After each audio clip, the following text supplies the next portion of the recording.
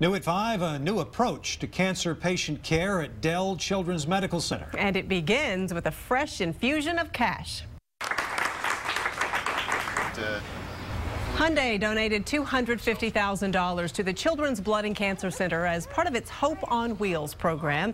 That money will fund a collaboration between doctors at Dell Children's and UT psychologists. The goal here is finding ways to improve the mental health and family environments of child cancer patients.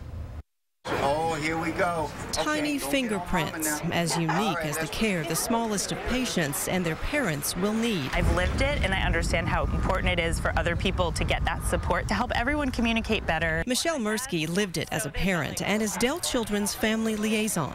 She took the job while spending every day there with her little Lev. It means heart in Hebrew and lion in Russian. We named him for his condition. He lost his battle with heart disease and cancer in 2010, but Mom Michelle learned a lot in the process. Something like this grant that really says we're intentionally following your emotional needs, your mental health needs, your school, all of those needs is something that we really have been missing, and it's going to be so incredibly valuable to the families.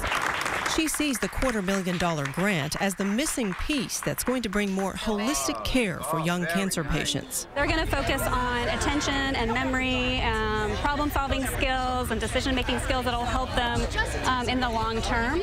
And they're also going to focus on the importance of the family stability during treatment and after treatment and how these children do afterwards. To have someone whose job that is takes some burden off you and allows you to just be a parent and allows you to just come to the bedside and have, you know, that bonding experience with your child instead of feeling like you have to be the master of every task. A big check and a bigger collaboration set to make a big impression in young lives full of promise.